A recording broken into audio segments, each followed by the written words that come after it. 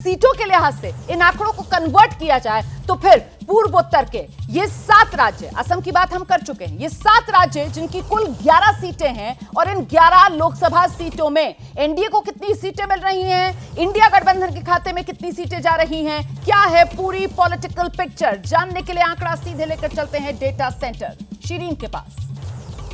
बिल्कुल सही कहा आपने रुबाना, ये पूर्वोत्तर के तमाम राज्य और इनकी ये 11 सीटें और ये महत्वपूर्ण हो जाती है हार जीत का फासला तय करने में। और इसीलिए इन 11 सीटों की तस्वीर किस तरह से जनता साफ कर रही है इस सर्वे में, कौन सा जो राज्य है वहां कितनी सीटें किसको मिलती दिखाई दे रही हैं, ये हम लगातार वोट शेयर भी बता चुके हैं अपने दर्शकों को। अब जल्दी से ये सीटों में किस तरह से कन्वर्ट होती हैं, तो ये देखिए 9 पर यहां एनडीए कब्जा कर सकती है और एक सीट यहां जो है वो इंडिया गठबंधन के खाते में जाती हुई और एक अन्य के खाते में। तो यहां सबसे पहले और 9 सीटों के साथ बड़ा गठबंधन एनडीए जो उभरता हुआ पूर्वोत्तर के ये राज्य और इनकी ये 11 सीटें जिनमें से 9 पर एनडीए जीत दर्ज कर सकती है। सीधे सीधे ये बड़ी जीत और एनडीए को यहां फायदा होता हुआ दिखाई दे रहा है। रुबाना बिल्कुल, तो असम के अलावा ये पूर्वोत्तर के जो अन्य 7 राज्य हैं और उनकी 11 लोकसभा सीटें हैं उसका ये आंकड़ा आपने देखा जिसमें 11 में से 9 एनडीए के खाते में जा रही हैं, एक कांग्रेस और एक अन्य के खाते में जाती हुई नजर आ रही है। तो कमोबेश ये एनडीए को उसी रूप में फायदा 2024 में मिलने का अनुमान जिस तरीके से 2019 में मिला था, मतलब सीएएनआरसी वाला मुद्दा हो, मतलब मणिपुर हिंसा वाला मुद्दा हो, मतलब कोई मुद्दा, और उस मुद्दे के जरिए केंद्र सरकार की तो कम से कम घेराबंदी नहीं हो रही है। प्रदीप जी, जिन मुद्दों का आपने जिक्र किया है इनका असर असल में देखना हो तो विधानसभा चुनाव के समय देखने को मिलेगा। ये लोकसभा का चुनाव है, प्रधानमंत्री नरेंद्र मोदी का चुनाव है, नेशनल इलेक्शन है और हमको नॉर्थ ईस्ट की बात करते हुए ये भूलना नहीं चाहिए जो अभी दीपक जी कह रहे थे, प्रत्युष जी कह रहे थे, प्रत्युष जी कह रहे थे, हाँ, कि डेवलपमेंट का जो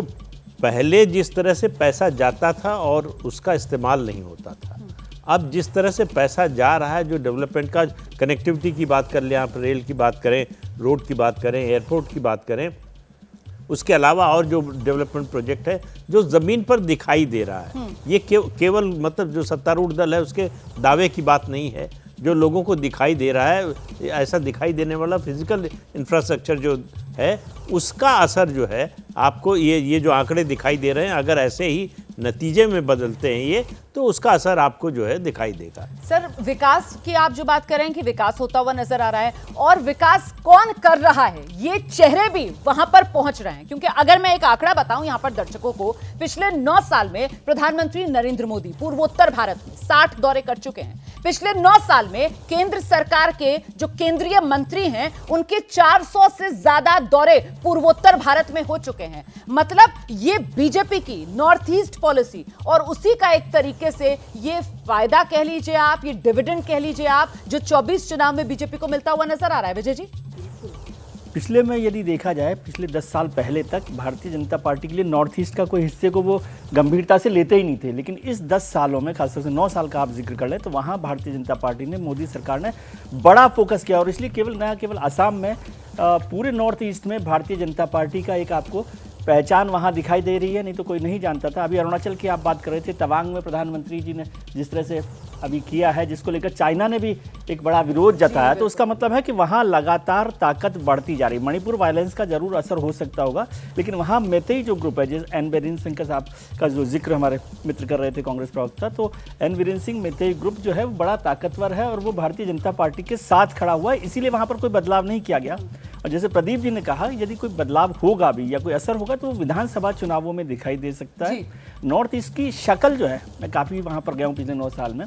लेकिन वो पूरी शक्ल बदल गई है एक तरह से और वो दिखाई देती है मोटे तौर पर। बिल्कुल, तो वो विकास जो है वो दिखाई देता है वहां पर लोगों को, और वो कर कौन रहा है ये भी वहां के लोगों को साफ तौर पर नजर आता है, जिस तरीके से प्रधानमंत्री नरेंद्र मोदी, उनकी सरकार के मंत्री वहां पर पहुंच बनाते हैं। लेकिन इस सब के बीच वो जो पॉलिटिकल अलायंस है ना, और वो जो जातिगत समीकरण है, जो छोटे छोटे दलों को अपने साथ लेकर बीजेपी ने एनडीए के लिहाज से अपनी एक मौजूदगी मजबूती के साथ वहां पर दर्ज कराई है, ऐसे में उसका कितना फायदा। जैसे ही घड़ी का काटा दोपहर 2:30 पे आए, बबीता जी का दिल सास बहू साजिश के लिए मचल जाए। और ये है इनकी बहू, पूरे दिन ऑफिस की टेंशन हो जाए गॉन जब ये करें अपना फेवरेट शो फ्री टाइम पे ऑन। इनकी तरह आप भी देखिए अपना फेवरेट शो अपने टाइम पर और डाउनलोड कीजिए एबीपी लाइव ऐप अपने स्मार्ट टीवी पर।